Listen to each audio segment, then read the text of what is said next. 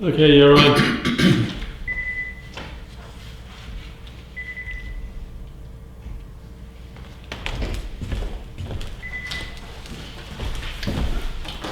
Okay. Good evening, it is January 18th. This is meeting of the Tufton Borough Budget Committee. We'll start with the Pledge of Allegiance. We actually have a quorum. Please join me. I pledge allegiance to the flag of the United States of America and to the republic for which it stands, one nation, under God, indivisible, with liberty and justice for all. Thank you very much.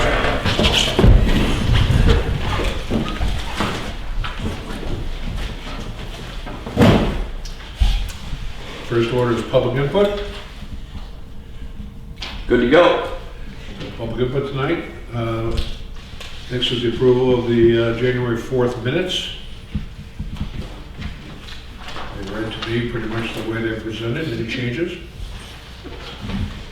I move acceptance of the January 4th meeting minutes. Moved. We have a second. I'll second. Moved and seconded. Any further discussion? Those in favor, aye. Aye. Opposed? No.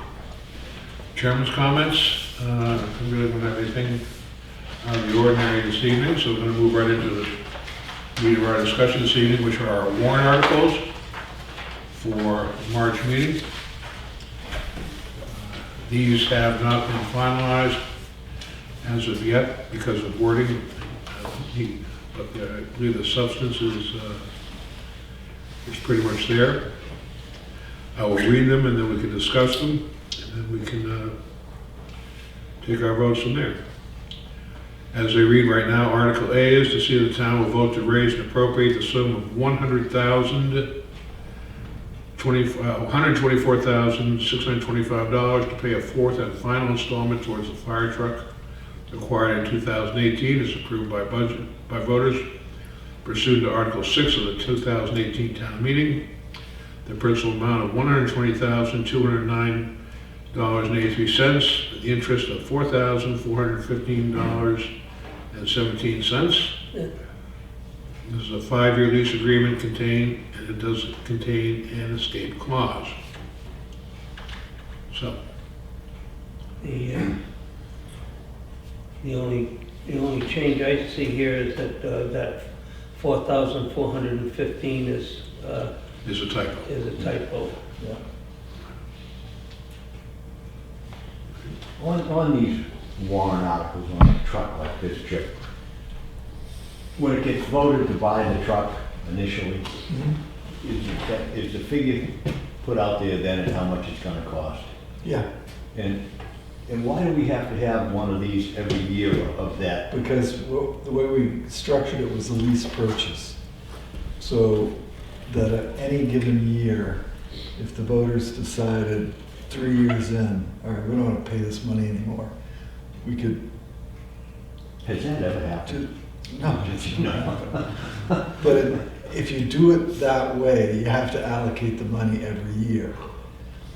And so you have a choice. You can either allocate all the money one year and buy the truck and be done with it, which wasn't going to happen You 5 years ago. can't allocate that money to this is a 5-year lease. It's gonna be this much each year for the next 5 years. No, and the other part of it being that each year the payments and interest were a little different because of the amount owed.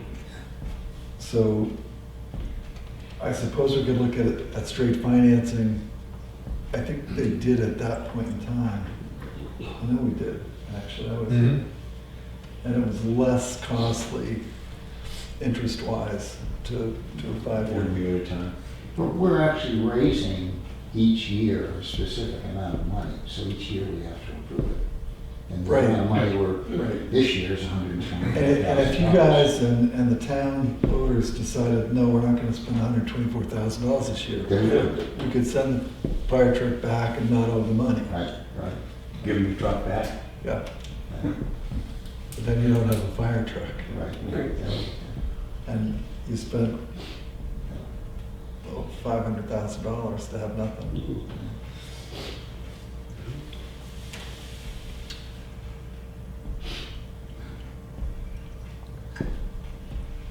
further discussion on this? I'll make the motion that we accept the figure of $124,625 to pay for the fourth and final installment of the fire truck acquired in 2018. Second? We have a second. Any further discussion? Well, I have a question. What would happen if we, as a budget committee, decided unanimously not to fund that? You don't get to decide that. It would still, What happens go to town is, meeting. your vote of the budget committee gets recorded, and then at town meeting, the debate begins. Our vote is an opinion. Yeah, not just, I think people would certainly ask why. yeah, yeah, Yeah, you're not omnipotent, yeah. just so you know. Well, Just omniscient. I can see that maybe if you I'm had, only omnipotent person. yeah, maybe if you had got a fire truck and you decided it was a piece of junk after 3 years, that you'd want to give it back, you know? Sure, sure. I mean, there are, Benefits? or the federal government in its largesse decided it was gonna fund a fire truck for every small town in America. Yeah. Well, why do we want to spend $125,000 for this one? I mean, the argument then would be, let's have two, but, you know, whether or not we need to is another question. So just to follow on that, next year, it's my hope and my intention and our intention as select people to have a warrant article for a capital reserve, because the next fire truck to replace this one's not coming up for a while. But we need to, so that at that point in time, when we do get the next fire truck, we're paying cash as opposed to. I think that's excellent. Going back to the old way. Well, Yeah, the old fashioned pay cash. Well, no, the old way. actually, this is cheap money though, basically borrowed money. It was then, it's Yeah. not gonna be in 5 years. Well, right, I mean, theoretically. but it's a fixed rate over the term of the lease, right? It is, but it's still calculated on the balance owed, so the interest rate, the interest amount has dropped every year, Yeah, right. so. Now, I was alluding to the fact that when I moved to town back in '83, I think the first town meeting I ever went to, there were something in the order of almost probably 20 warrant articles. At least 2/3 of those were capital reserve funds. And I always thought to myself, that's the way to do business. Yeah. So, Save money. okay. Well, we, as I said, there's a motion on the floor, and it's been seconded. Any further discussion? Those in favor, aye. Opposed? Moving on to what is now Article B. To see the town will vote to appraise and appropriate the sum of $400,000 for the preparation and the paving of the roads. This has been recommended by the selectmen 3-0. Any discussion on this one? I'll second, and this is one where the language needs to be worked on, because we've got two paving articles, you'll see the next one coming right up. And we have to make this wording a lot more specific as to what we're doing. I mean, this is for the paving of through roads, like Ledge Hill Road and Sodom Road. The main roads. Yeah, the roads that people get to other places on. And so we need this wording, and we're gonna be working on this week and next to illustrate that, because the next one's pretty straightforward as far as neighborhood roads are concerned. You very generously offered to second the motion, but it wasn't made. All I did was read the article, but I will move that Oh, I motion. thought that was your motion. No, I'm just reading the articles, and then people can make their motions I'm sorry. if they so choose or don't so choose. But I've made the motion now, and Chip has seconded. Is there any further discussion on this one? Can those two warrant articles be combined as one? They could be, Barry, but the issue that we saw was controlling the money. We really want to spend money on neighborhood roads, and we've got a number of them, whether it's Shirley Way, They're town roads? they're all town roads, yeah. But it's, I mean, I'm just using Shirley Way for an example, but it's only to service those folks on Shirley Way. I think there's, I don't know, 20 houses in there. But those are roads that have been neglected over the last 10 years. So our thought was, rather than just make a blanket paving article and then have the paving company say, well, it's less practical to do these jumping around, paving little roads, and we just want to do the big roads. That we broke the 100 grand down into the neighborhood roads. So maybe the same paving company doesn't do the little roads, maybe somebody else does those. Yeah. How many neighborhood roads are there in town? There are quite a few. I mean, you've got, I can't name them all, but there's one right out here that runs. That's Butternut, Chip. Thank you. Tubeck Lane, Shirley Way. Shirley Way. The one down where Rick Friend used to live off of number 9 Road. There's Right. that one. There's a couple up in, After Estates Road. yeah, Yeah. in the Melvin Village area. So there's a bunch of them around town that need, what is it? So that Not was, Shook Road, but what is the, up in North Line? Tubeck. Tupac. I get the Shooks and the Tupacs mixed up sometimes. so was the process of repaving the road different for a Sodom Road as opposed to Butternut Lane? It is, Okay. yeah. I mean, Is that another that's, reason to separate them a little bit? yeah, to a certain degree. I mean, it's gonna give us 2 opportunities to bid as opposed to 1. And they're inclusive in this is a certain amount of reconstruction money, so, and neighborhood roads are gonna require a little less reconstruction. I think the best analogy is arteries versus and veins. Yeah. You know, really, when it comes down to it. We have excellent Through arteries. roads. Arteries and capillaries, right? Well, no, when you get 20 plus houses, that might constitute a vein. We've got, 5 houses, Well, that's where do you a live? capillary. That's a private road, Oh, that's a private road, okay, that's right, yeah. so. When the contract come in on the individuals, they all consider the subsurface and what needs to be done to improve, for Yeah, instance, the hopefully- removal of large rock and stuff like that. Hopefully that process is being done at the road agent level, not at the paving Right. level. The paving companies just pay. Okay, further discussion on Article B? None forthcoming, those in favor, aye. Aye. Opposed? Moving on to what is now Article C. To see if the town will vote to raise and appropriate the sum of $100,000 for the preparation and paving of Tuftonboro neighborhood roads. This has been recommended by the Selectmen 3-0.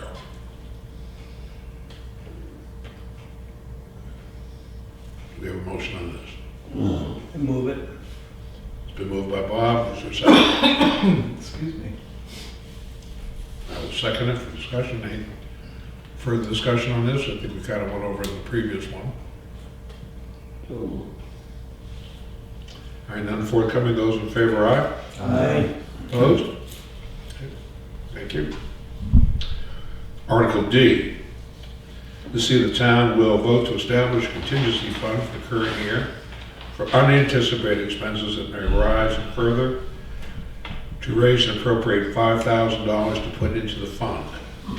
Said sum to come from the unassigned fund balance. Any appropriation left in the fund at year end will lapse into the general fund. This has been approved by the Selectmen 3-0. I will move this one. Do we have a second? I'll second this. Move and seconded. I think we pretty much all know what goes on Yeah, with this. once again, this, and just briefly, this is another article that I want to examine the language a little better, because the last sentence where it lapses into the general fund, I think needs to be altered to lapsing into the undesignated fund balance. That's where the money came from. And I'll see whether or not that flies with DRA, but I'm sure that Kathy wrote this exactly the way it was written last year. Mhm. And it stuck in my mind a little bit last year, and this year I think I should probably ask about it. Is this the third year that we've done this? That put this $5,000? Well, this is the 5th year of my tenure this time around. I've done it every year. No. So, and I think they did it prior to that, because we Oh, helped okay. create it. And I have yet to see that we've used it, Never been used? Yeah. but you never know. And then we had, not use the welfare line, the public benefit line. And we had a couple, or one major catastrophic fire in town where that might have gotten impacted, and this might have gotten impacted as well. But our job is to make sure that we smooth the waters, as it were. Okay, so, move to discuss, those in favor, aye? Aye. Okay.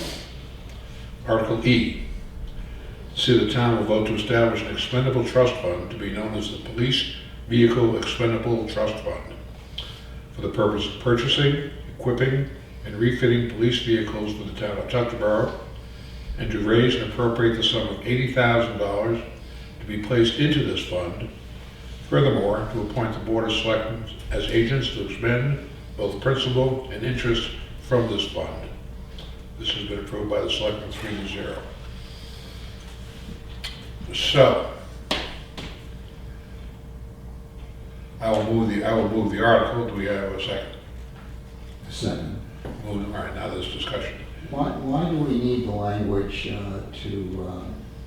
have the selectmen as the agents? Why wouldn't this come back to the budget committee at the time it was expended? It's like a reserve account. Well, it really isn't. Oh, okay. It's like the other expendable trust funds that we've had in the past, where during the course of the year, decisions have to be made and the selectmen have to be able to make them. I'll defend this article in saying that we were asked for a police vehicle warrant article by the police chief. And this is what we came up with as a reasonable alternative. And the reason for this wording was primarily two different parts. One was the availability of police vehicles may or may not be there this year. Historically, the police chief has taken as much as 11 or 12 months to get a police vehicle from the warrant article to service. We've been, because of the pandemic, I guess it's more than two parts, down a couple of officers for periods of time during the year, and we're currently down 2 officers. One is probably coming back pretty quickly, but the point being that if you only have 2 of your 4 officers working, how much vehicle do you need? I mean, do we need to put another police car in there? That said, we need serviceable, reasonably new police cruisers in order to do the business. And lastly, there was a long discussion, and Guy can probably weigh in on it better than I can, because I wasn't involved in those discussions, about not actually buying a new cruiser, but recreating the cruisers that we have, or one cruiser that we have, based upon information that he and others have gleaned about the ability to rebuild a cruiser to as new condition. Refurbish it. So is that a better use of our money, given the amount of usage that our cruisers are getting? So rather than just throw 80 grand in a new cruiser and say that's the end of the day, we thought we'd be a little creative. It wasn't my creation, it was actually more. Would you like to speak to it, Guy? You can. Well, the actual idea of the expendable trust fund came from Selectman Marcuson. My research showed me that what I believe to be true is that we can put 2 new motors in 2 cars for under $30,000 and have more money left over to do all the body work, chassis replacement parts, and anything we might want, and have basically 2 refurbished cruisers that would last us at least 3 years. The motors that I found actually have a 5-year warranty, which would allow us then to establish a capital reserve fund going ahead. So the idea that we have the expendable trust fund gives us options that we can use, possibly throughout the year, and see what goes. How many vehicles in the fleet right now? Oh, God. 5. I think, yeah. So we've got five cruisers for a staff of 4 when we're fully Yes. When we're all up to staffed. speed, yeah. I was at town hall today, and there's a police cruiser there that's still covered with snow. Yeah, that's what I Yeah, thought. well, as I said, we're down, And it's been plowed our around. workforce is It's plowed in right there. so it isn't as if, somebody's sleeping in the office and not driving the car. And the other option, if we did a refurb, was we can do one at a time, which means we don't have to stop everything. We've always got one on hand, it's not a problem. It's a possibility, but the expendable trust fund goes to the trustees of the trust fund, and while we're making any decisions, it's earning interest, which isn't a bad thing. Just gave us that flexibility, that's all. Well, and I think that the idea of having the expendable trust fund is a good idea. I'm not so sure I understand the whole thing about the refurbishment. So how long of a time period is the car unavailable while it's being refurbished? That's a poorly constructed question. It's Yeah. not available at all while it's being. Well, yeah. Assuming that the car has to be towed over to be refurbished. It doesn't, it can be driven. These aren't, these aren't rent-a-wrecks. I mean, these are, fairly usable cars. Yeah. Right now. All we're talking about is, bringing them back to, Yeah. are they going to be new cars again? No. Well, my next question is it mostly the motor or is it mostly a rust issue? I mean, what are we? Well, it's gonna depend on the vehicle. Right. Mhm. I mean, and the other thing, we may find ourselves not spending a nickel out of this Yeah, and just leaving it there as a capital reserve fund to buy a police cruiser. well, it would be, sure, it would just sit, yeah. So it gives the selectmen a lot more management opportunities. Well, like I said, I think the idea of the expendable fund is a good one. I understand that. Gives you flexibility on how you're going to do it. Just the concept of refurbishing the vehicle up here though, and I've seen so many, well, actually, let me put it the other way. Many times when we've purchased a new fire truck or a new police cruiser, the issue seems to be more that the car is just collapsing, due to rust and a very, very tired motor and that sort of thing. We're not at that stage. Not the case? No. Okay, all right. It can be the case, Yeah. but it's not currently. Well, the case. if I'm wrong, that's fine. I just wondered just how feasible it is sometimes to intervene and try to bring a car back up to, some sort of service that you're gonna get Well, another 5 or 6 years. what was brought before the selectmen were a couple of examples of commercial vehicles that had this done. Okay, So based upon that, we made this decision. okay. Now, before we spend any money out of this trust fund, obviously, we're gonna need to have some guarantees or sureties about what the end What product's you're gonna gonna get out of it, be. yeah. Right. Okay. Does that also include the upgrade of the communication systems? Right, and that's another element of this. If all of a sudden, and we had this happen where we needed to change the radios out because the county changed their radio Yeah. system. Right. And all of a sudden you're scampering around trying to find 50 grand. So that's why we included the equipment language in this. Mhm. So if we have to change things. Yeah. Okay, it's been moved to second. Is there any further discussion? Before coming to those in favor, aye. Moving on to Article F. See that the town will vote to raise and appropriate the sum of $25,000 to purchase a baler and container for storage at the transfer station. Do we have a motion on this? I'll move that. It's been moved. Do we have a second? Second. It's been moved and second. This came up, of course, during our discussion with solid waste, is just to bail up the cardboard. Paper. Paper. And that's why we need Paper. to clarify this language. Because last year, the voters approved a warrant article for the question being, do we want to recycle paper? And so we've established the cost that would be to recycle paper. this warrant article would accomplish that. It's a used baler and containers and some additional staffing or readjusting our staffing that he has. So this is an answer to last year's question, and I think that needs to be in here for clarity for the town meeting.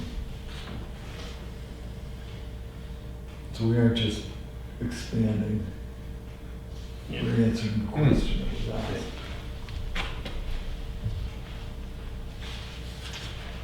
And we have not established what the value of paper is nowadays. Is there any? Yeah, we have a, and Chris will speak to it, or one of us will speak to it at the town meeting, because it changes, it's a commodity, it's gonna change from day to day.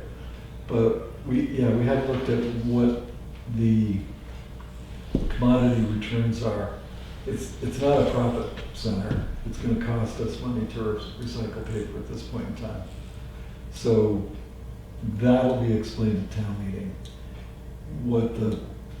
And we have to estimate the paper that's gonna go through, because we haven't recycled paper for quite some time. So how much tonnages are gonna be involved, that sort of thing. So the 2022 meeting, we're gonna give some basic numbers and information. 2023, we should be able to report what the end result was of the 2022 budget allocation. And How are we gonna determine clean? Isn't that the big issue? yeah, no, it's one of the big issues. Because And it that's could be why he's rejected. gonna have to rearrange his staff, Mhm. because you can't just let it run on itself and then bail it, because Right. it's worthless at that point. That's, It's it won't be, toilet it paper. won't, yeah. So it's gonna have to take some management as far as plugging the people in to do the actual work of making sure somebody isn't throwing a pizza box in with the. Mhm. with the Because rest of the paper. that blows the whole bale. Yeah, if that and there's not enough money in the bail to really make it worthwhile, but if you want any money at all, Hmm. you have to have a clean Clean. bail. So, Just a small question, if we have a dirty bale, we can just dump it into the. yeah, and you How will do have know? spent $25,000 in Yeah. whatever additional labor costs there are to sort paper. No, I mean to say if a bale should become contaminated in the process, can we just extract it and throw it into one of the other? Yeah, if you've got a bad building, it goes It doesn't in. have to get pulled apart. And then you're gonna pay So for you that. haven't reduced your solid waste stream, Yeah, so your tonnage it rates used to be the same, would be the same. yeah. Okay. And that's part of the equation of trying to figure out what this thing returns. Is if you get $1 a bale, it's still reducing the tonnage that's going into your MSW. Yeah, Mhm. okay. Isn't the stuff you gotta know? It doesn't sound like a moneymaker. It isn't, No. but I mean, morally, it's the right thing to do. This So will we be just big have to problem. see whether or not it's feasible for us from a cost standpoint. Mhm. Hopefully we're not predicating the volume on the size of the grand estate is.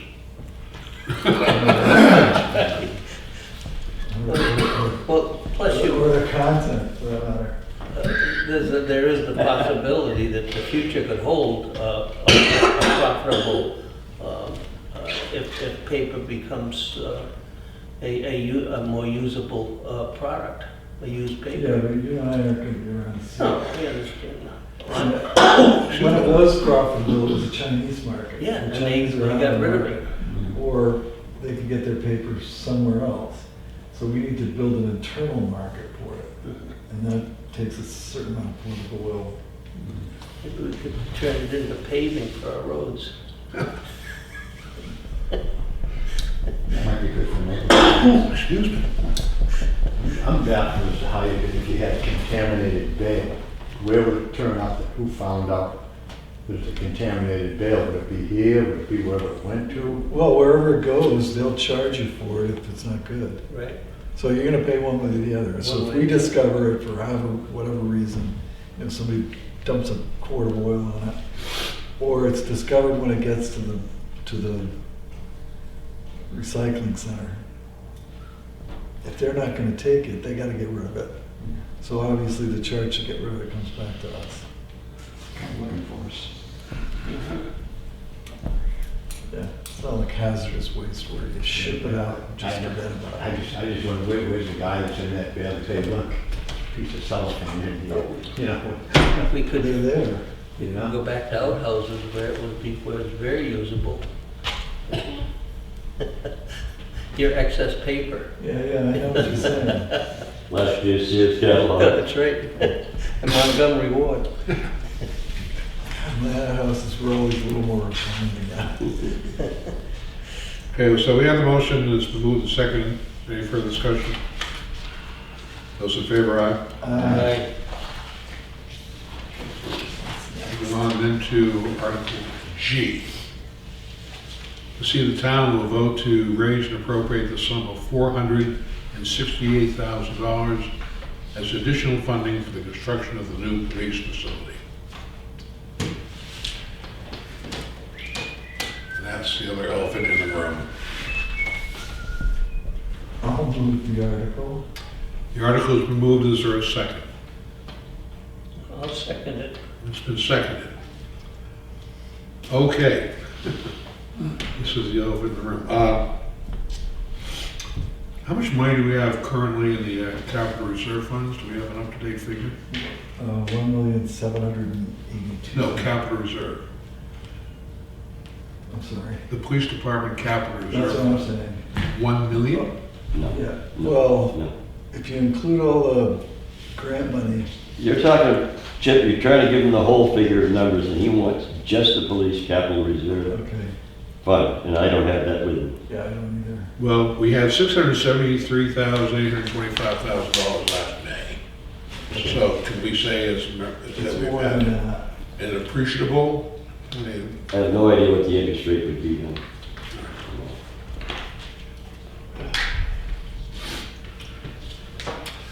last year we voted on $1,772,000 project.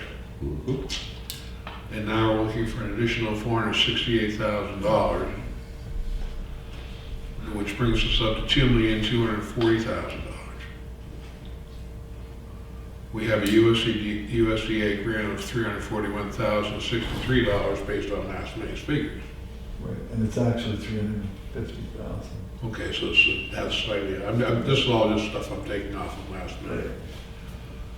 So now looking at a million, and then we have, with that, with capital reserve, we're now up to not quite $1,225,000 to build this building. Mhm.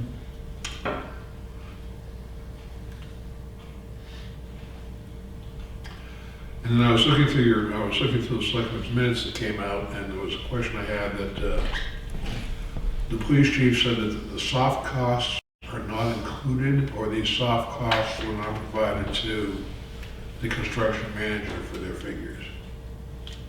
No, the soft costs were not included in the architect's spreadsheet.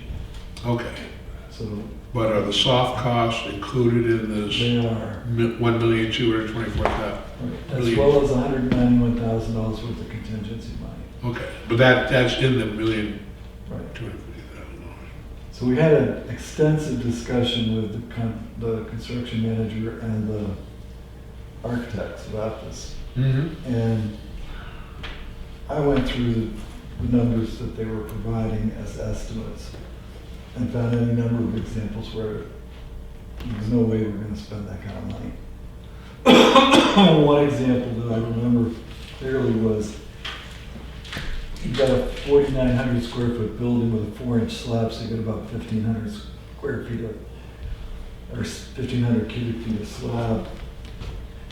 You do the math, and their number came out to $568 a cubic yard for cement and installation. I just did a heated slab for a garage, smaller building, but same concept, 4 inches thick with heat at $212 a cubic yard installed. So the point I'm making is that the estimates that we've been given and we're not able to get changed until we go out for bid are higher than they should be. The electric's higher, the plumbing's higher, I think the framing lumber's higher. Sheet rock's definitely higher, because I just had some sheet rocking done. So, in this colloquy that we're having, or discussion we're having with the construction leaders, once I walked them off the ledge of wanting to quit, we got to the point where we said, give us a number that you absolutely know we can get this done for. And that's what we're on the warrant article. That doesn't mean we're gonna spend all that money. I have no intention of letting us spend all that money. But they were unwilling to go out for bid with any sort of guarantees at the original amount of money that we had in the bank. So the other part of this is, if you look at your revenue sheets, there's $126,000 worth of off-budget money and another $126,000 coming in. So we got $252,000 that's gonna come to us in 2022 from federal programs that we need to figure out where we're gonna plug it in. And it may get plugged into this just to drive the cost down, or drive the cost of the taxpayers down. But I'm hoping we can do that with more efficient bidding.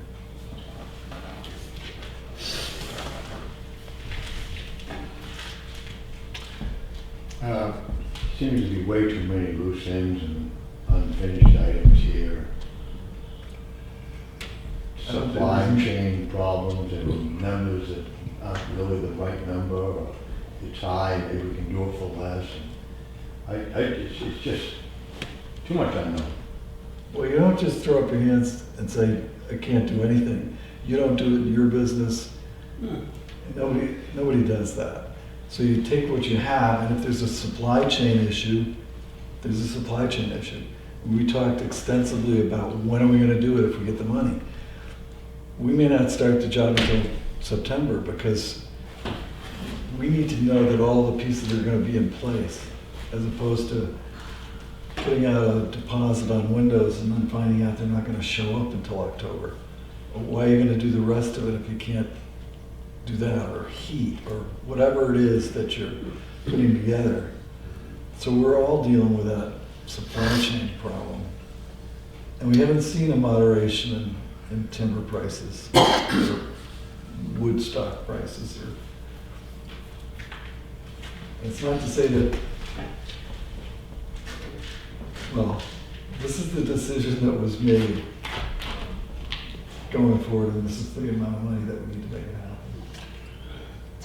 Going back to the grants, there was some discussion about there were going to be potential additional grants. Do you have any more word on that? Well, we're working on another grant as well. Before tonight, I don't think I ever talked about the $252,000. So that's additional money, but that's not the only additional money that we're looking for. The other issue that we discussed, and I got some assurances, but the way the USDA grant works is we spend all our money and then they spend theirs. But if our money is premised upon, if their grant is premised upon our estimates, then if you've got a $250,000 estimate on your plumbing and you get it done for $175,000, who gets the 75 grand? And I want that benefit to come to the town, not go to the federal government. So if we can drive the project costs down, we should benefit. We should still get that $300,000 from the feds, and we should spend less of our money, if you will. So that's another issue that's getting ironed out. That's a pretty significant issue. Yeah. Yeah. So, I mean, I hate to, save $350,000 on the project and them saying, well, there you go. yeah, that's right. So what's the timetable for maybe getting that resolved? I mean, are we We're talking? gonna have that done resolved before town meeting. Okay. Yeah. The grants didn't have any strings attached as to the size and the functionality of the building, did they? Yeah. So, I mean, And we It did goes, that. it goes back to my, the thoughts I had, in the past, is that is the project being driven by the grant, No, or is the project being because driven that by the need? calculation was done. Okay, they're giving you $350,000, but you gotta do this. Is the but you gotta do this cost you $350,000? My point. No. So Okay. what's your net gain on this grant? And the net gain on the USDA grant, I think, and I have to revisit my numbers, but it was somewhere around just under $200,000. So there was a net gain on that money. So the ideal situation is for us to set a budget that is not going to be sufficient, so that if we spend it all, then we automatically get all the money from the grant, whereas if we have a high budget and we underspend that, then there may be some fluff in there that we can't overcome to get all the money out of the grant. That's what you're saying, isn't it? Right. Okay. Although I didn't see it that way. No, but that's the way to look at Yeah, it. we I may mean, you could amend this, control the situation, we but may just, amend this on the floor yeah, of the town meeting. yeah. The, What happens if we, it's just hypothetical. What happens if we set a budget and we run out of money? Then the project stops. No, yes, the project is stopped, but what would the town then do to try to make it Well, stop? we'd have two alternatives at that point in time. Okay, We could either hold a special town meeting to raise more money, yeah, or we Which is could gonna wait be- until the next town meeting to raise more money. But we have to have a town meeting to raise money. okay. But we would theoretically be satisfying the terms of the grant though, at least, right? No, okay, I guess that's the other issue, is that we're not the only parties in this grant process. You've also got, because we're not professional builders of buildings. So their requirement is that you have an architect and you have a construction management company. Okay, So they're relying on those people, the USDA is relying on those people to give them accurate figures. Mhm. So they've constructed figures that they feel are accurate. I feel are excessive, but they feel are accurate. But USDA doesn't care what I think. right, they want. So they're not Yeah, going they're- to approve that grant money Mhm. if we come in and say, okay, we think we can do the building for $1.2 million, or whatever it is, $1.5 million, whatever the number is, less their $350,000 or less $500,000. At that point in time, the USDA will just say, well, have a nice day and good luck. Yeah, have you tested the project costs and from the project manager up against any basis for, your wall board, your, as Yeah, you, we haven't gotten into the minutia like the that, minutia, like, but checking the surface costs of commercial construction, yeah. they're a little heavy. Is it because of contingencies and just giving them breathing room, that, No, I mean, they're claiming that it's because of where we are as much as anything. That, okay, you got a 4,900 square foot building, that's not a big project. I mean, Gordon ran into this to a certain degree, I'm sure. So how many people are you gonna get to bid on that from out of town that are Mhm. major electrical contractors or plumbing contractors? And the other portion of this is trying to keep the money local, so we have mandated that we want as many local contractors as we can get, and how we're gonna do it. And that's, I was talking to Jack Piper, or Parsons, on Friday. That's one of the things that we're gonna do, is put him in charge of getting some local contractors to bid on some of this stuff. Because it's not that, I mean, Barry's probably built houses bigger than this. I mean, it's not an enormous project. It just, Mhm. and every dollar you spend locally is gonna turn 4 or 5 times, so that's another benefit. Mhm. So, I wouldn't I'm predicate your just- thinking on that happening. I'm sorry? I would not predicate my thinking on local contractors bidding on the project. No, but I think we still have to. It's a good faith offer. I think we have to make a major effort with that. Well, I look at one general contractor number from one general contractor company, And I probably know a half a dozen general contractors who should bid on this, but didn't for whatever reason. And it may be where it was put out for bid, that's what I'd like to think. And then it's just a matter of some phone calls and computer time and getting people involved. But I know Buzz Colvin and I have talked about it a number of times, that he set up a special division in his design department up there to do small municipal projects. So it isn't like they're not, made to do it. They just need to know it's there and what it entails. And I think sometimes, But this figure here gives you a comfort level on your soft costs in the project, and your contingencies and what you think is a reasonable per square foot construction cost, a hard cost. that's not exactly how I would have put it, Bob. Because it's not about my comfort. No, I'm talking about, It's about making sure that all the grants that we have yeah.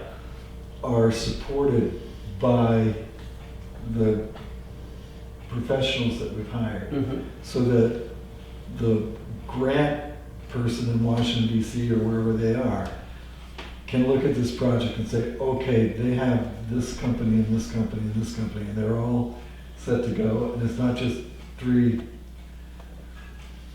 rural selectmen making numbers up. So that's what's driving Which this. is driving it. So this is not a guaranteed maximum cost? This is It is just a- guaranteed at this price. Okay, at that price, it's a guaranteed Right. maximum Yeah. cost, right. So what's your end game if it fails? I'm sorry? What's the town's end game gonna be if this does not pass? Are we gonna Well, we have a sit back? number of options we can do, I'm sure. I mean, we can wait and try another year like we did any number of times with the library. Or we can go back and totally redesign. But if we redesign, that takes the USDA money off the table. So it's a significant redesign at that point in time. I mean, there are any number of things that we could look at. I certainly hope we aren't predicating your guys' vote on our ability to come up with a solution to this problem. The solution to the problem is right in front of us. Right, the bullet. Yeah. I mean, and if for some reason, I'm sorry, That's all right. but if some reason in March or even in April, if all of a sudden the numbers change again, maybe we might cancel the whole deal. I mean, I drove one of them close enough to say he was gonna walk away from the project. I almost told him to walk away. But then I'm thinking, it's a little late in the day. If it were August, he would have walked, but we don't have time to bid out that position again, so. All right. Well, we have a figure, we have a motion.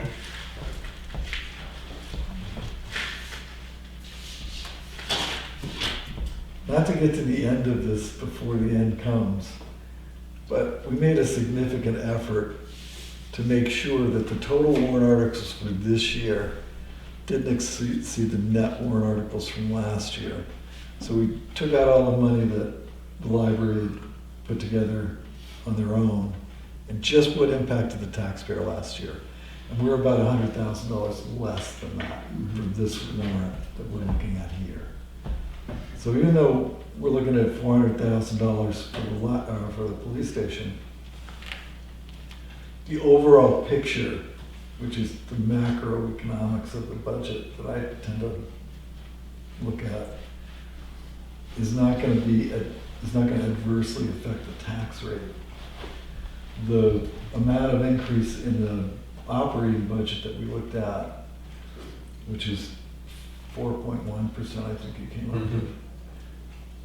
That's the only number that I'm really concentrating on at this point, hoping that I get the number from the end of '21 that we've underspent that budget, so we can put not just 50,000, but maybe 150,000 against tax in October, at which point nothing changes. All right.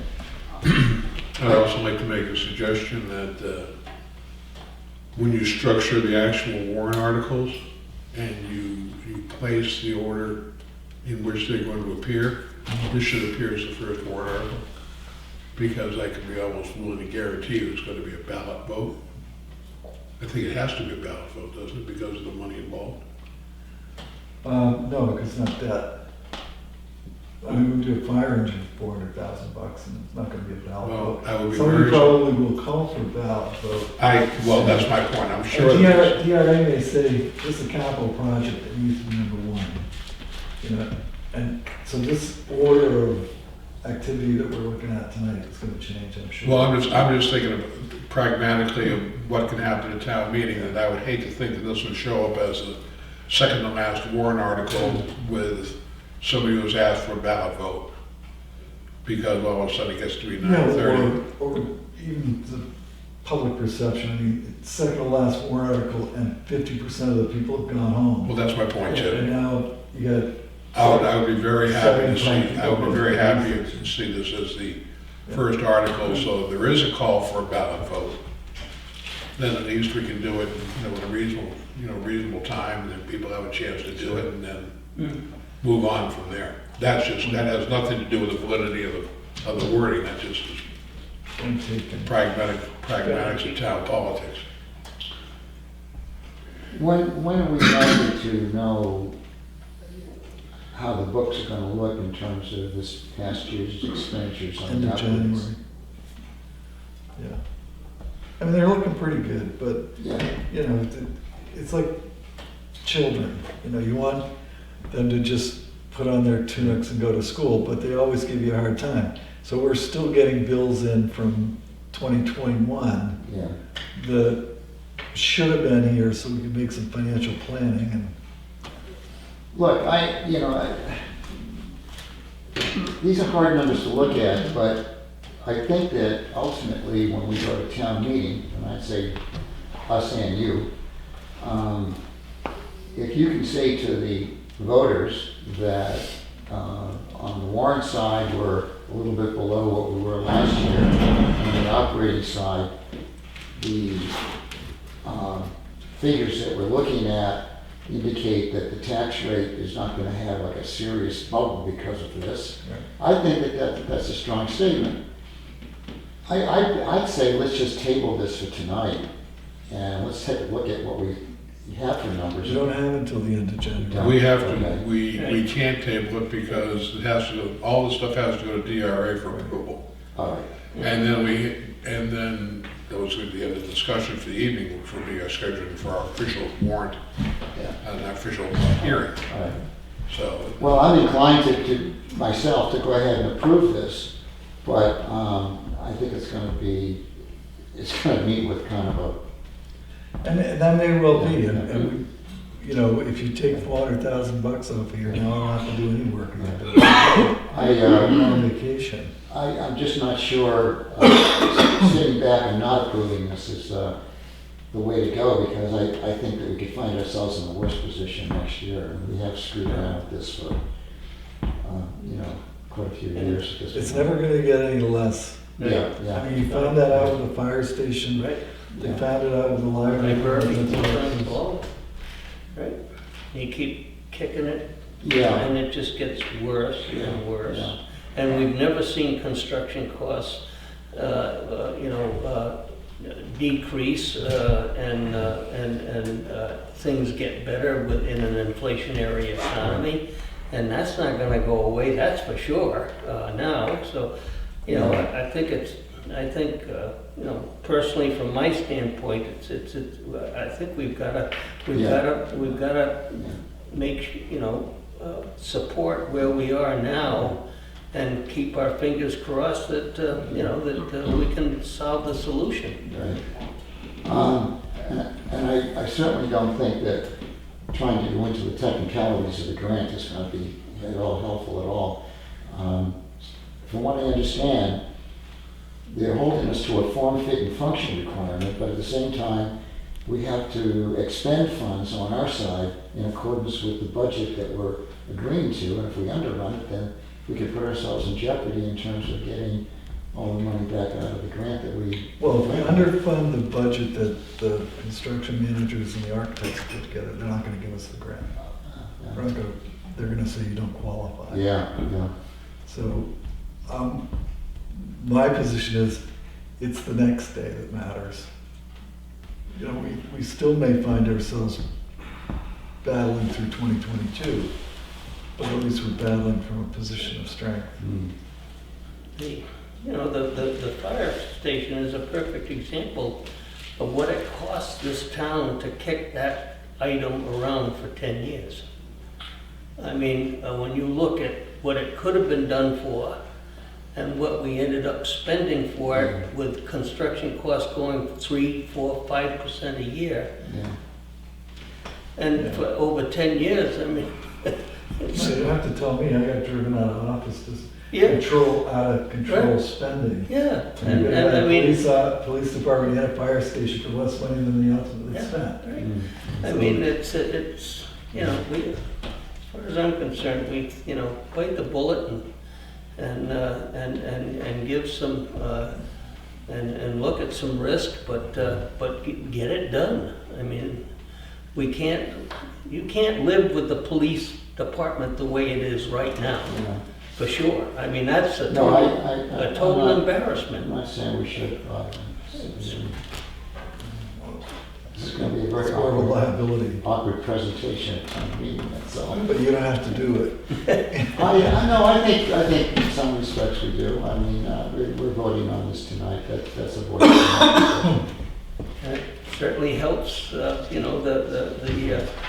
presentation, when we show as a committee that we've, that we support it. And willing to take some risk and get something done. So revenues are about the same as they were last year, up 60,000 or so. Yeah. And that's not counting the $252,000, which is on the right side there.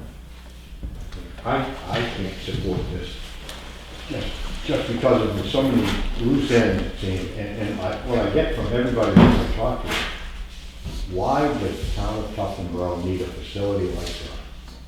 And, and that's probably not gonna make a difference at town meeting, because most of the people that say that probably won't go to town meeting.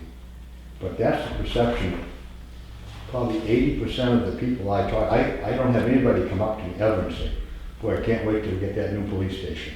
Everybody say, why do we need that? What's changed in town so much? It's We not can't just- do something less than that, will still solve the problems for less money. Well, that was what I was alluding to when I was asked if the grants were Yeah. driving the project. And if the grants were driving the project to the point that a 2,500 square foot building has grown to an over 4,000 square foot building, then maybe the grants just aren't worth it. Yeah, Wouldn't you? that's one of the loose ends. I did a lot of building construction for the school district in my 16 years on the board. The one thing I learned was that you can't build empty classrooms, even if you might need them down the road. People will not pay for an empty classroom. It's gonna be full. So therefore, everything we built always had the ability to, add on to a wing or add on to a back if that case came down the road. So, which is not saying that I'm gonna vote against this, but I think we're gonna have a very, Well, you had 25 years ago, they did the 25, 27 years ago. So you basically got 10 years worth of use out of that police station before you started talking about this isn't working. So that's not 2,500 square feet, but you can build a much smaller police department for less money and to be in the same situation. Okay, 15 years from now or 10 years from now, we're looking to change something, but we need to make it work, and it isn't working where it is.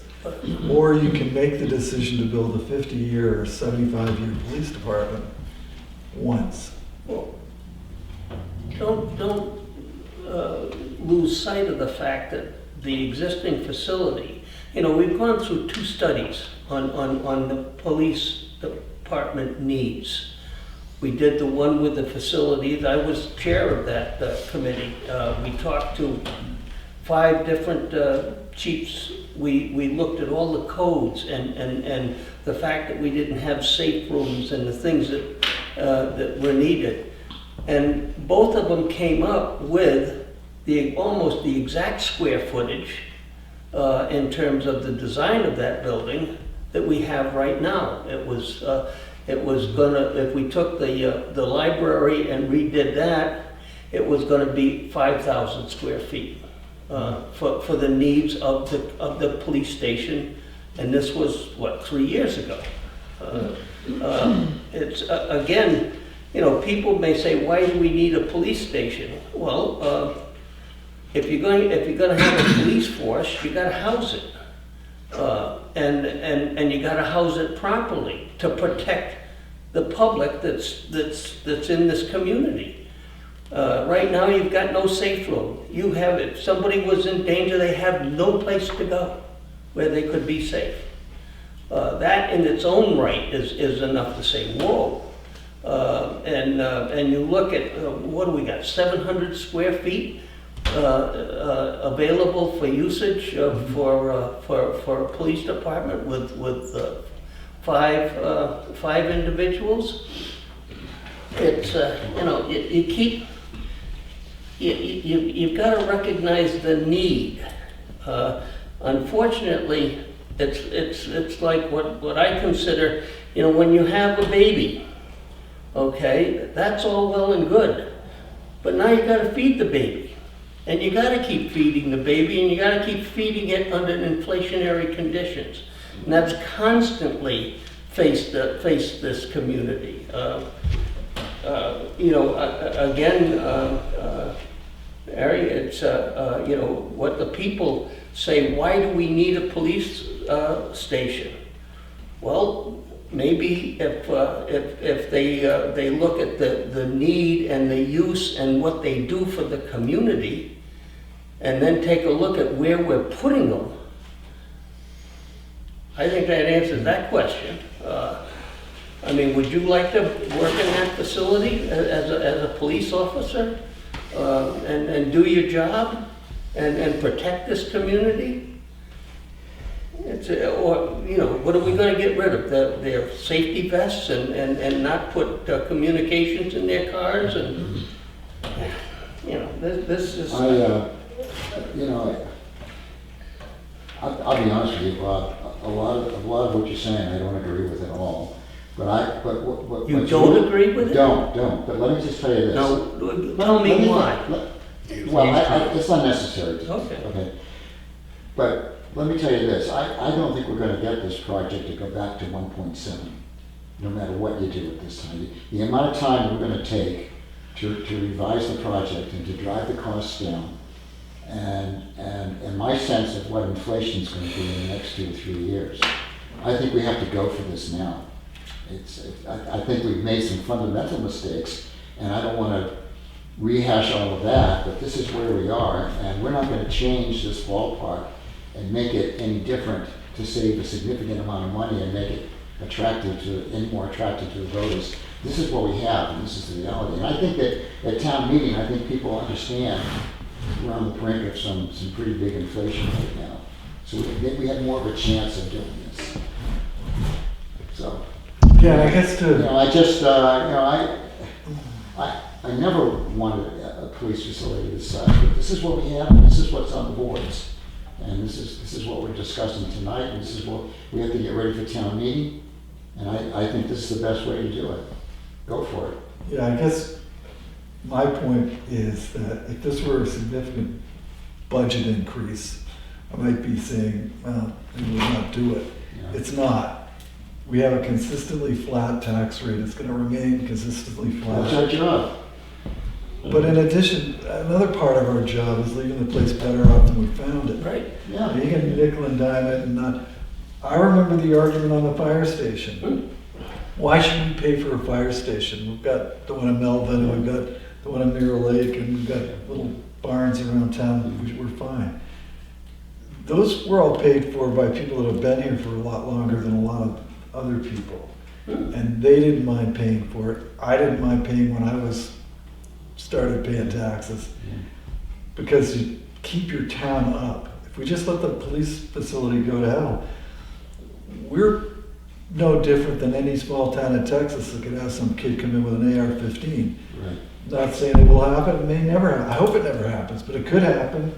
If you don't have a fully functioning police force, then you just say, the hell with it. You know, whatever happens, happens. And you need to be able to answer those questions in town.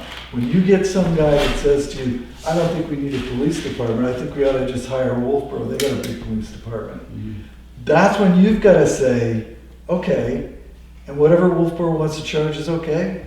Because that's exactly how that works. You don't get a say in their budget. You're not a budget member in their town. You're not able to say, no, no, no. And if you say, next year, the price is too high, now you don't have any police force. Or let's have the sheriff's department do it.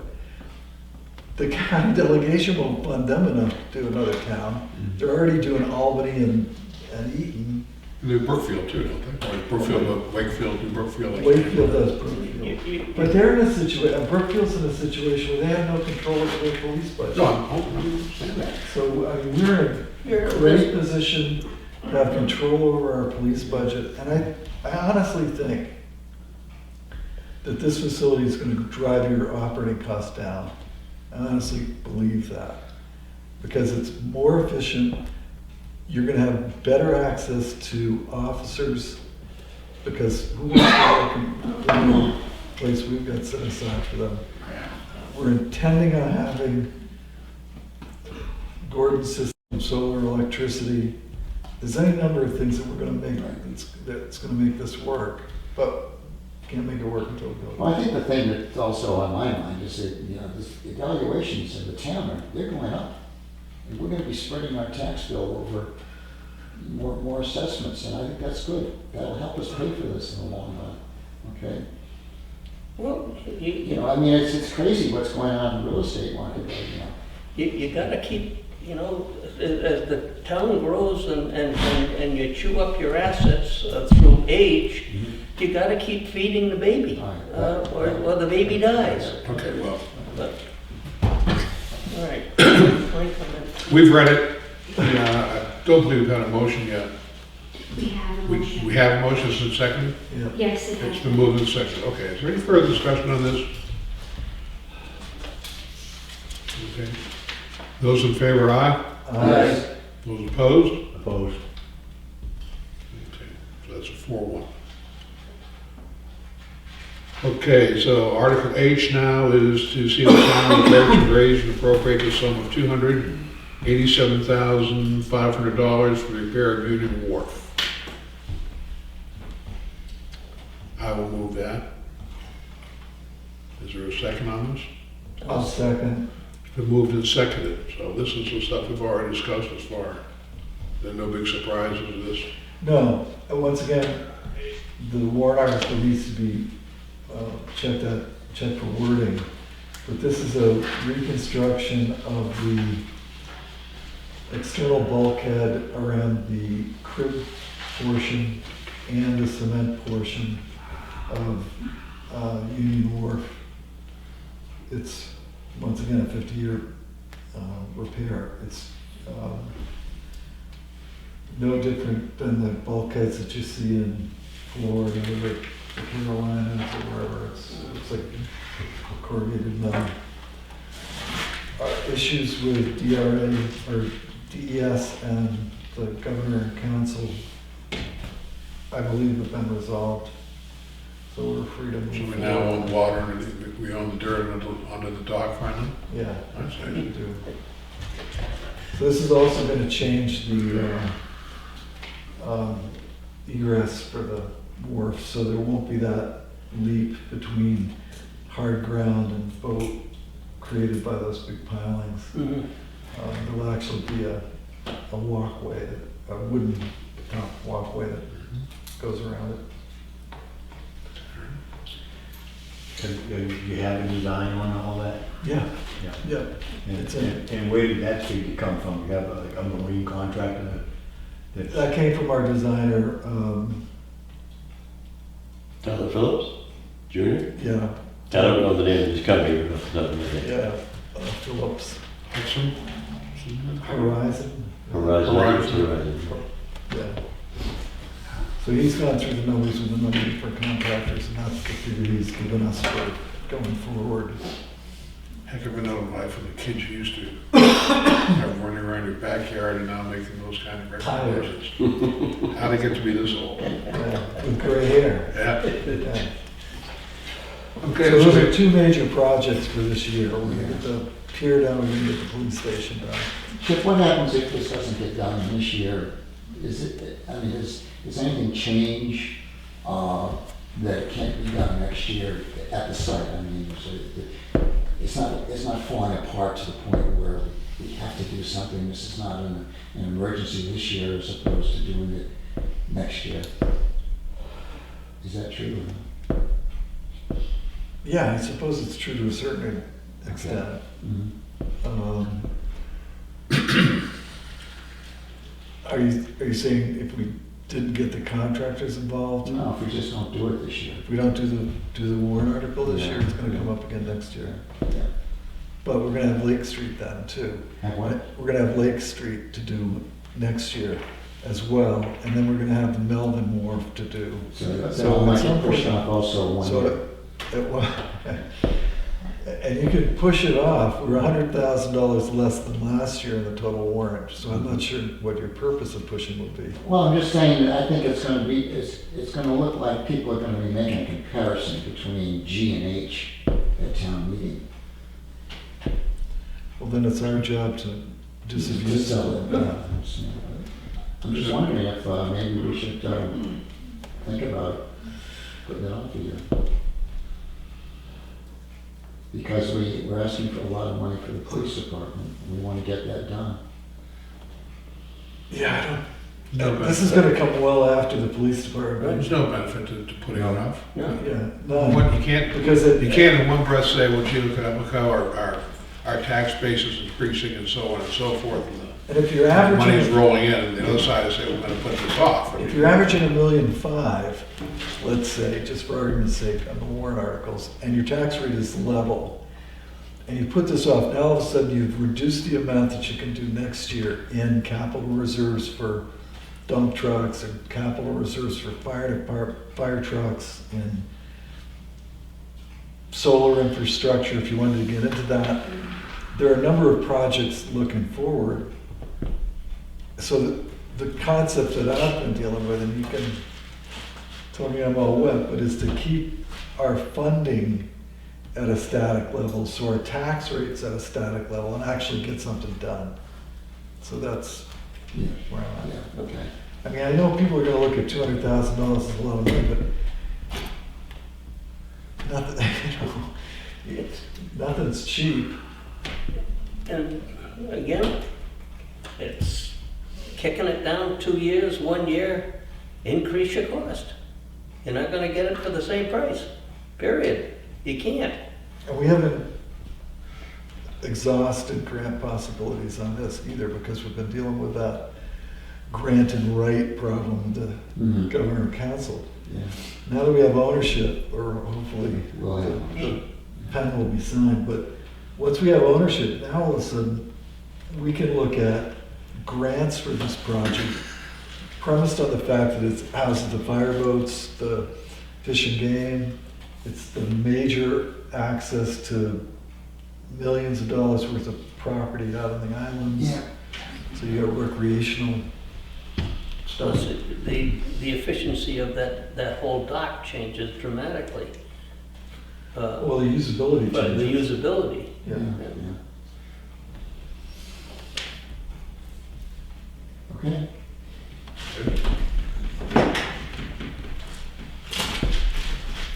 So I'm sorry, we have a motion on that one? Yeah. Good move, second. Yeah. Further discussion, those in favor, aye? Aye. Opposed? Thank you. Okay, finally, what is now Article I. To see the town will vote to raise and appropriate the Budget Committee recommended sum of $4,369,340 for general town operations. The Selectmen recommended $384,340. This article does not include any special or individual warrant articles. I will move that motion. I'll second that. Moved and seconded. Do we have any discussion? This is our, Why is the dollar difference there? It was- remember we chopped $15,000 off the top of the library. Gordon brought a library number and it was different from the one we originally. So That's the difference. that's in there. But inevitably, it will be reported to the town that the selectmen wanted to spend a significantly larger sum of money than the budget committee wanted to spend. No, Now because you the go after library, budget the committee. library will stand up and say, by the way, It'll be this is too how late. it happened. You did not do anything wrong. Okay, it just, Let's don't do it again. Right? no, it's just the circumstances were such that the library figured they could do a little bit less after the budget Truck was presented. rifles anyway, Chip. Have to. It's moved and seconded, we voted on these as we went along all fall into the winter. Any further discussion? Those in favor, aye? Aye. Opposed? Okay, that takes care of our warrant articles.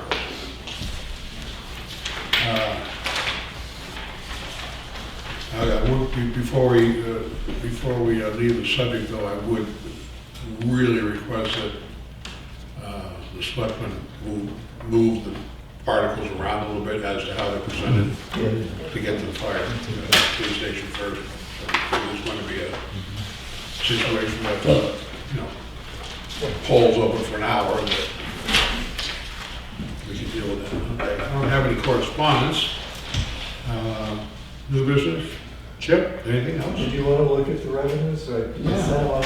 Well, there was none, I figured we'd do that under yours, so go ahead. Oh, okay. All right, as you can see, we got the 2021 estimated revenues in front of you. LUCT is land use change tax. So that's always a guess. Timber has been pretty consistent over the last 4 or 5 years. The payment in lieu of taxes, which is pilot, is the money that we get from the nonprofits, i.e. the camps, for doing all of the municipal work that we do for them. And that has been consistently dropping year after year.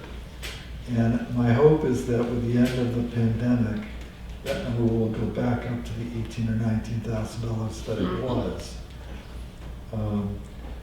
One footnote to that, which I haven't brought to you this year, but for all the participants that will be here next year, one of the warrant articles I'm hoping to present is that we discontinue Northwoods Road, because that is a road that only services a camp that pays us nothing in payment in lieu of taxes money. So we put on close to a little over a mile of road this year by taking over development roads and also the end of Willand Road. And we need to offset that increased cost of road maintenance. Excavation, we had our, I could go into editorializing every one of these things. We had our representative in from the House of Lords down there in Concord, and the excavation tax at 3 cents a cubic yard is ridiculous. But that's what we get. Boat registration stayed about the same. We did authorize Melvin Village and Lane's End to be registration sites. If you register at either of those places or at the town office, the town gets a portion of the registration fee for our local expenses. If you register with the state at the state's location over in Belmont, we don't get anything. We're getting $5,500 more of the betterment money from Willand Road. That's in a trust for the continued changes in the continuing upgrade of Willand Road.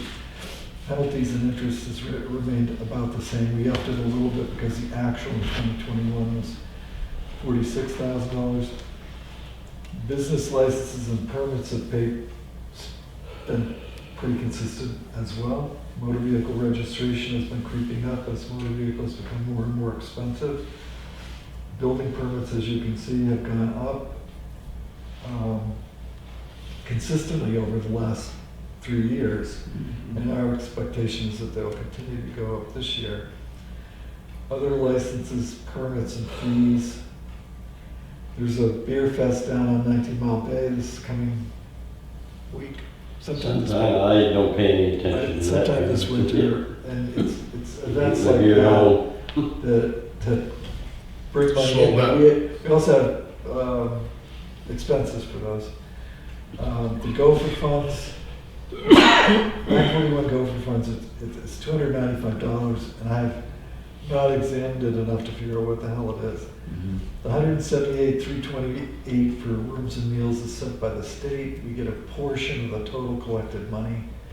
So we put in the same number as last year because last year was actually a lower number than it could have been. The highway- Our representative has been telling everybody that he was responsible for getting a raise, is that true? Well, I haven't changed it yet. Well, What they're doing is my reading of their legislation is they're gonna reduce the rate and increase the amount that they give to local towns.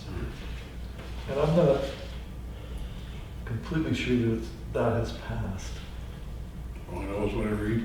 Yeah, I see it in the, I don't read the letters, but anyway, maybe we'll get more money for rooms and meals and we'll have an excess. The highway block grant is set in October, I think. So that's the number we're gonna get for 2022. The 126,622 we're keeping off budget for the time being. We're gonna get 2 payments of that amount, so it's actually 252,000. And we'll figure out where to plug it in. You'll see next year when you come by. The milfoil reimbursement is from the state. The 136,000 is department income, so that's going to include the library, the transfer station.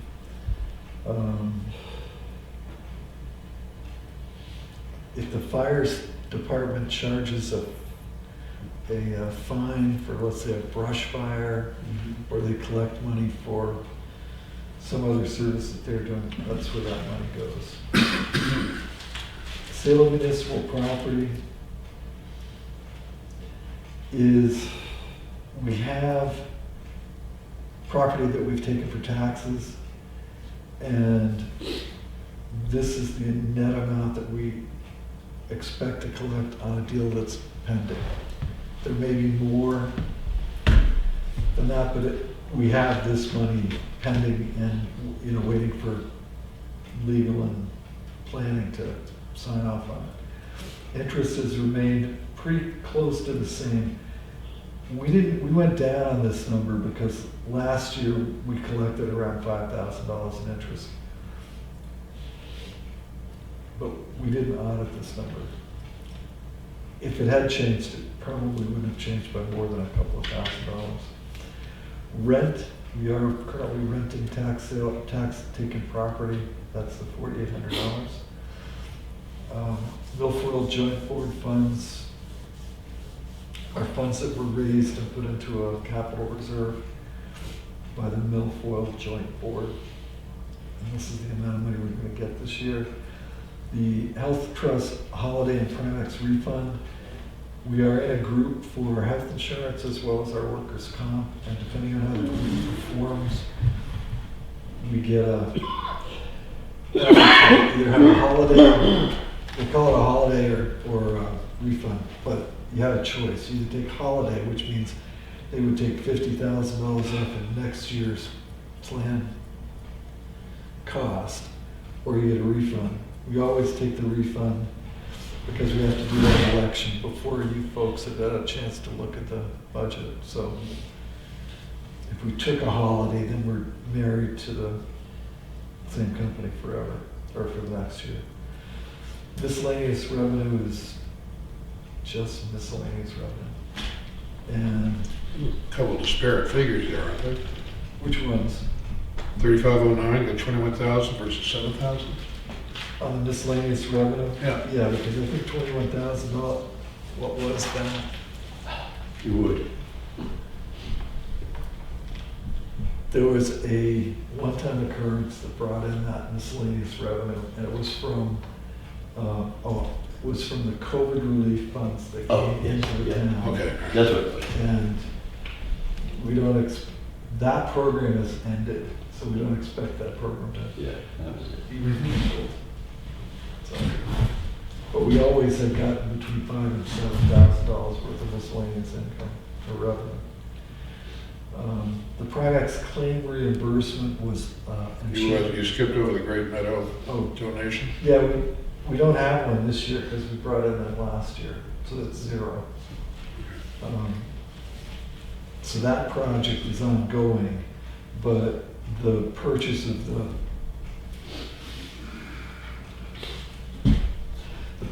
the additional land to go into the Great Meadow is already in the conservation capital reserve. And it's premised upon the sale of that tax-taken property. And that, the sales proceeds coming into the town, and the portion being sold, being carved out of the total parcel that was taken, and the balance of that parcel being purchased through that Great Meadow Conservation Capital Reserve. It's a little convoluted, but we'll walk everybody through when we do it. It's public. And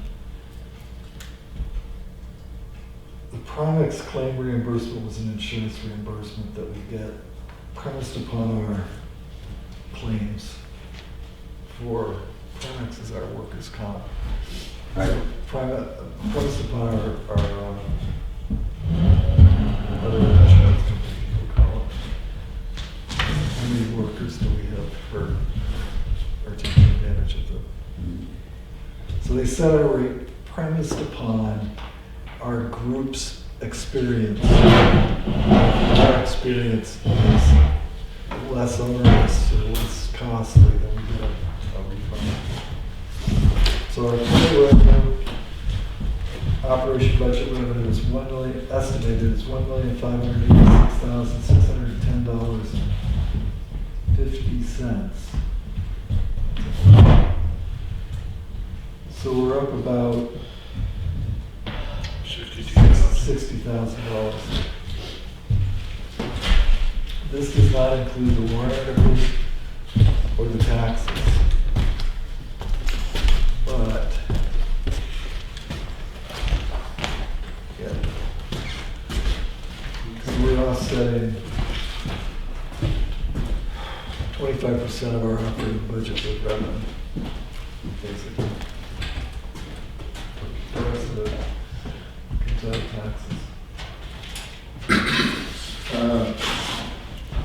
So the amount of money we get from the camps that's determined by them? Yeah. Yeah. And unfortunately, we've got one camp whose Boston attorneys have said that the last letter in pilot is the only one that matters. Taxes. So payment in lieu of, you can look it up in the Black's Law Dictionary, all of those different words have meaning, but they only want to look at the last word. And their position is if they pay taxes, their nonprofit will go into the ether. I don't agree with that, but I understand. I don't either. And everybody else I know in the camping world has some sort of donation that they're making to the town. I mean, we've added up the cost of yearly inspections, safety, police, fire, rescue, and road maintenance. I mean, It's way out of whack. it goes way up. I mean, it's not out of whack when you think about a private citizen that owned the same piece of property. Right. You know, they're paying their fair share. They're paying the tax rate, yeah. And unfortunately, I've got a good friend who runs a camp over in Bristol, Camp Mobley, and they actually went into the town and negotiated an agreement. What's a good number? Yeah. And that's a good faith effort.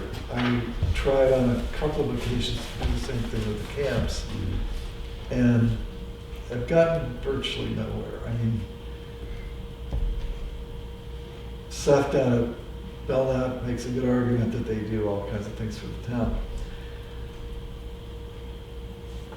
There's no consistency, Yeah. and they're all, they want to do this all together, so, or I would like them all to do it together. Everybody pay the same, because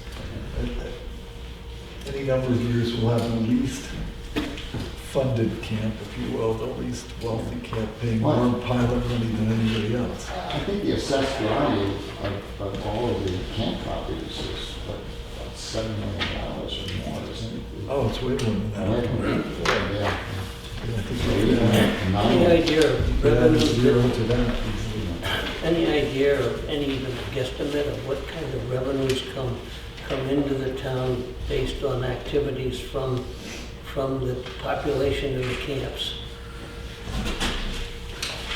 Revenues into Tufton Borough or revenues into Into the the area? maybe, probably, we should It'd be have to talking be about the area, area. 'cause, I mean, if you look at the commercial operations that would benefit, you've got, what, a couple of motels and a store at 19 Miles Ave, Right. maybe the general store, if somebody's really But curious. it's not what you consider significant. Well, I could say that, and of course now I've been out of the game for a while, but when I was in business, Mhm. I would say my camp business was approaching probably $50,000 a year. Between, But that's the camp's fund of money. that was just camps, yeah. Mhm. At one retail location, Wolfboro. I did a lot of bulk buying for mine too, so. Oh, I mean, they spend money in the local economy. I don't know about Yeah, that. yeah. I'm just looking at But the, it will- my only job as a selectman is to look at the services provided. Right, How do we offset cost?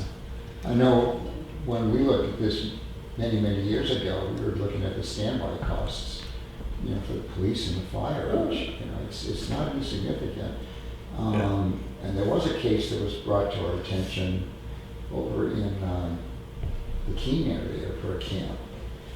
And the town went after the camp and prevailed.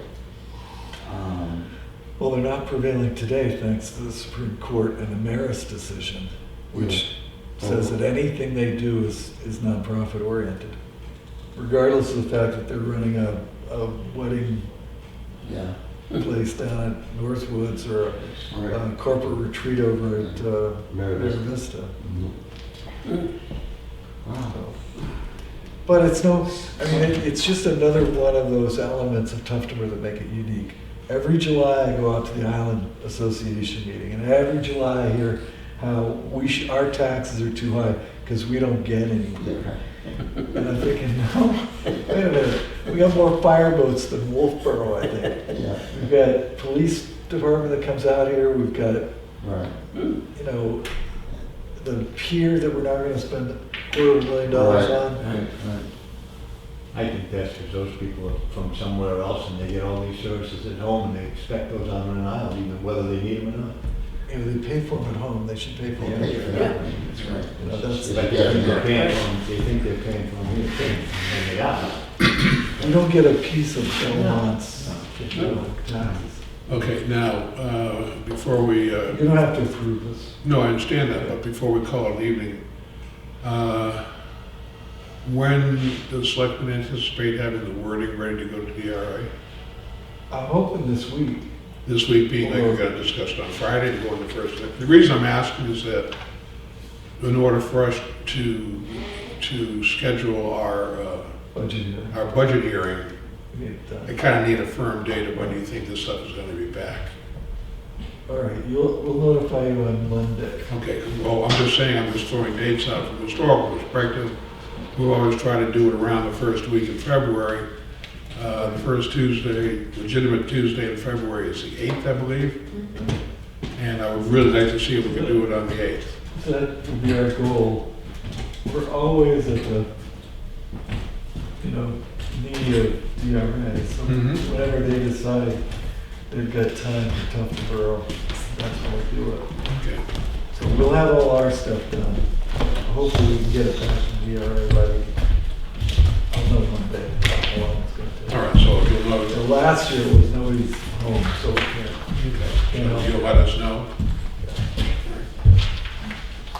We'll send out a group, email. Okay. Well, tentatively, I would like to say that we will stick in terms of the February 8th for our hearing. What's good have a goal? It's not the 8th, it would be the 15th. Yeah. We can't do it any earlier than the 8th, because we'll be ready. We can't get much later than. And then we have to have it done, we have to have it done a certain amount of time before town meeting anyway, so. I'm away from the 10th, 14th. And so town meeting, and you're a budget committee, you're all elected, so weigh in on it. The school has said we can have town meeting at the school. The All moderators- schools are gonna be open for town meeting, or for town voting or town meeting, Town voting and town meeting. yeah. So the moderator wants to have voting there. And also, I think the moderator's position is to have town meeting there. The caveat is that there's a mask mandate at the schools. So everybody has to wear a mask. Well, that was the way it was for the last two elections that were held at the school. Elections, Election correct, day. but not meetings. True. So our question, I guess, that we're throwing out there, because we haven't decided yet, is do we do the battle at the school at town meeting? They'll create a separate room, but you know that separate is not equal in the eyes of the, some people in town. Or do we explore doing it at the fire department?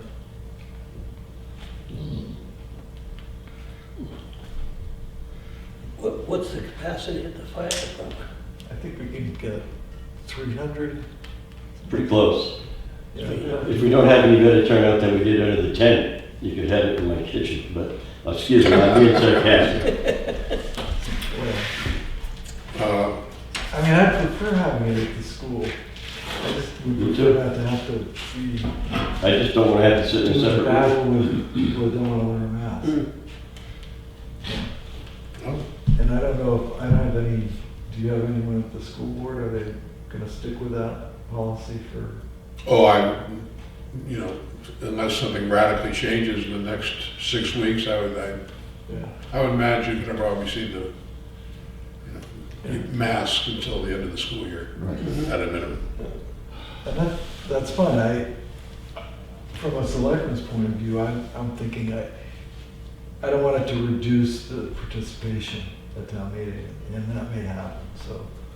And the more people who get to town meeting, the better, the clearer the votes become.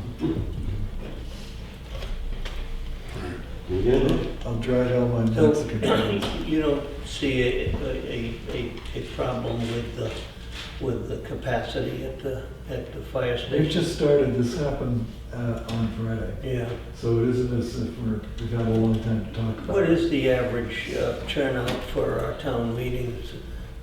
350? Yeah, 350, I was About gonna say 350. 50, 60. yeah. And was it down or up for the 10th? I would Ten love to was say- way- 165, Gary. Thank It was down. 10 was way down. Was it way down?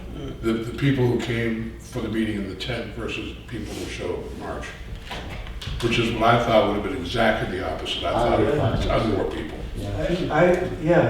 I've always thought that having it on a weekend, and having it outside, Right. the sunshine would bring people in, but they just. No, I always wondered, we didn't publicize it enough. Maybe being on Saturday kept some people from going too, you know? They do miss the tea time. Yeah. It's not participating in your local democratic process, that's what it was all about. That's true. It's sitting out there and bitching about stuff and doing nothing about it. It's not being a participant, they don't understand. This isn't free. Yeah, they won't go, they squawk about everything. No. All right, well, the standing, we're gonna target for the 8th for our hearing. Yep. Would the 8th would be our next meeting? That would be our next meeting, it would be our, We'll let you our know hearing and then our Monday. final. I mean, I guess we can notify every member of the budget committee on Monday, or we can notify you and you can. If you just tell Jane, Jane will give us the word and we'll work accordingly. Okay. And then I would entertain a motion to adjourn. So moved. Moved, is there a second? Second, those in favor, aye. Thank you very much.